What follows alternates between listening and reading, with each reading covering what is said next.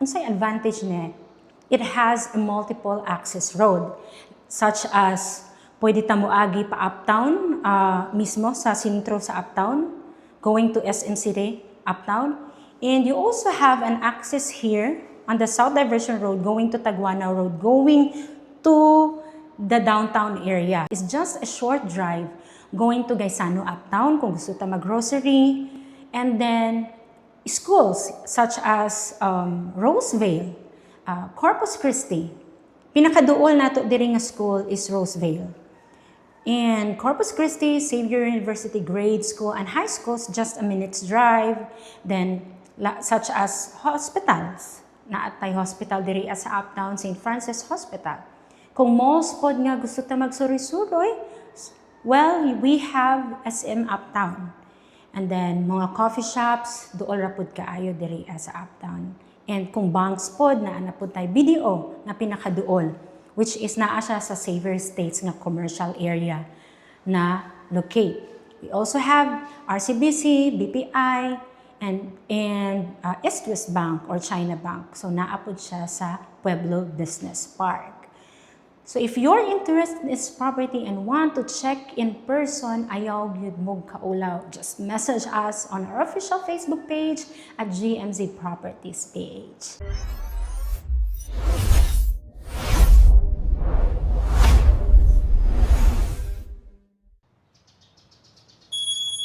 Hi everyone, this is May and welcome back to the channel. Today we have a house on lot for sale here in Uptown Cagayan de Oro City. So this property located in Adelaida Park Residences. So the property sits on a 90 square meter lot with an estimated total floor area of 120 square meter. Tara, let's check.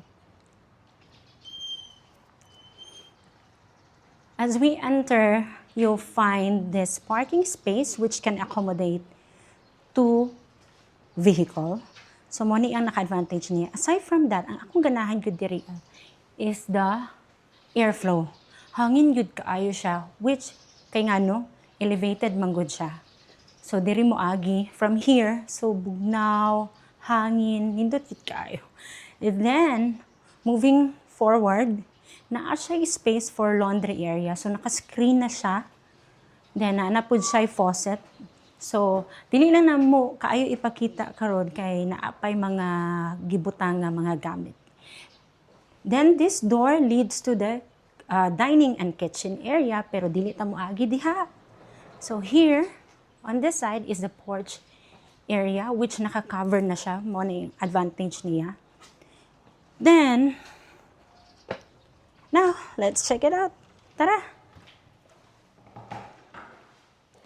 So, as we enter, you'll be greeted by an open layout design from the living, kitchen, dining, and kitchen areas. So, mo ni ang naka-nice pag-open layout kay luag kay siya tanawon, di ba? And then look at the beautiful chandelier. Diba? Then naka-cove design na siya sa living space niya. Then this is the kitchen, dining area, which has a beautiful chandelier lights. And then next to it is your kitchen, which perfect for a simple meal preparation na. So this is nice or perfect for a starter family, diba? Then nakakuha na siya mga cabinet, nice yung cabinet. So, wooden inspired.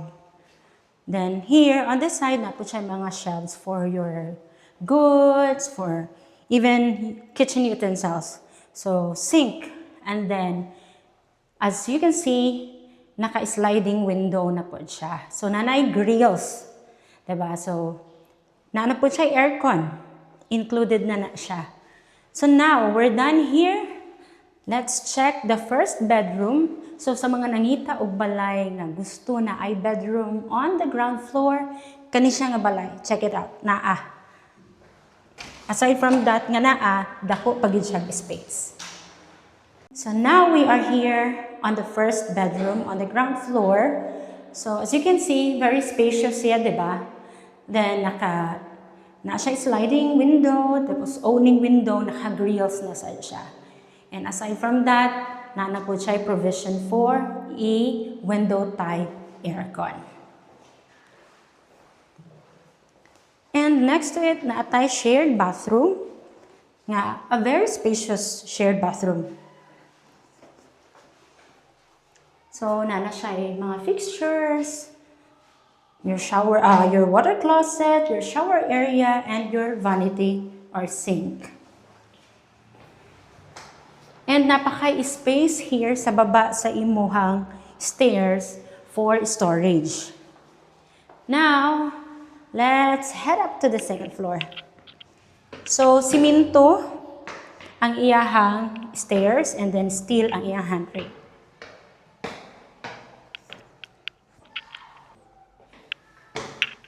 So now we're landed on the second floor. So let's check the second bedroom. So ang duha ka bedroom na-locate siya sa second floor. By the way, ang mga door dahil nila is made of a solid material. So pasensya kaayo kay naapay mga things nga wala pa nahipos, no? Pero dili ra magkaay siya kalat. So now we are here. As you can see, di ba, very spacious siya. It can fit even a queen-size bed. So, aside from that, naatay sliding window that brings more lights and ventilations. On this side is owning. And na-siya access, dali, itong tanawon, na-siya access sa balcony. Mao ni ang nakanindot sa iya. Look at that. So, ang mga view, nice siya. Then, gi-extend na nila here on this side ang balcony. Naka-extended na siya. Diba? So, which more spacious siya ang iyang balcony.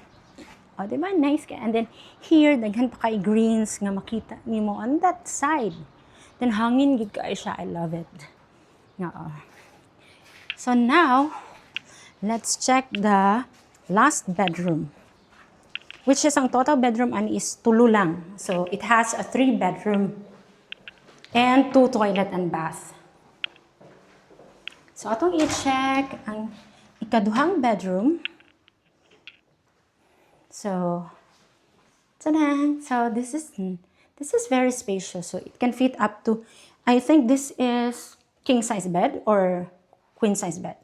So, maiguan gid siya as you can see, diba? So, kinahanglan lang gid nimo i-plaster.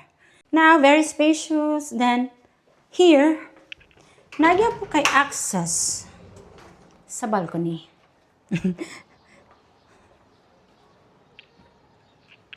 Diba? Nice guy siya. So, if you're interested in this property, don't hesitate to message us on our official Facebook page at GMZ Properties PH. And now, lastly, is the shared bathroom.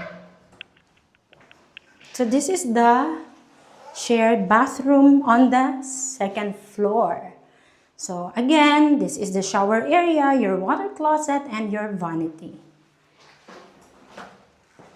So that's all for today. Let's wrap up. So now let's wrap up this 2-story single attached house and lot for sale here at Adelaida Park Residences. Sits on a 90 square meter lot with an estimated floor area of 120 square meter.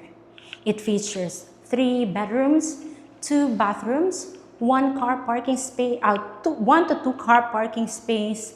You have a laundry area or service area at the back of the property.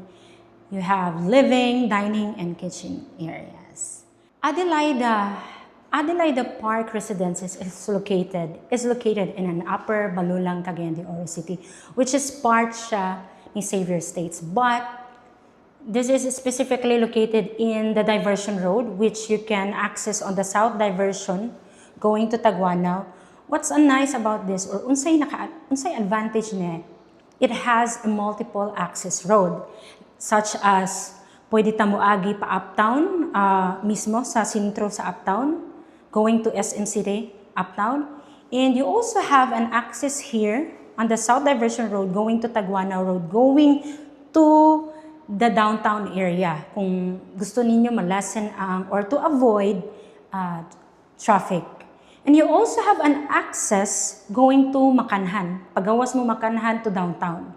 Kung mas duol siya compared to diri via Taguanaw. So mas duol siya going out to Makanhan kung sa downtown Tapagi. So you have a multiple access. Mao na iyang advantage diri nga location. Aside from that, is just a short drive going to Gaisano Uptown kung gusto ta mag-grocery. And then schools such as Rosevale, Corpus Christi. Pinakaduol nato diri nga school is Rosevale. And Corpus Christi, Xavier University Grade School and High Schools, just a minute's drive.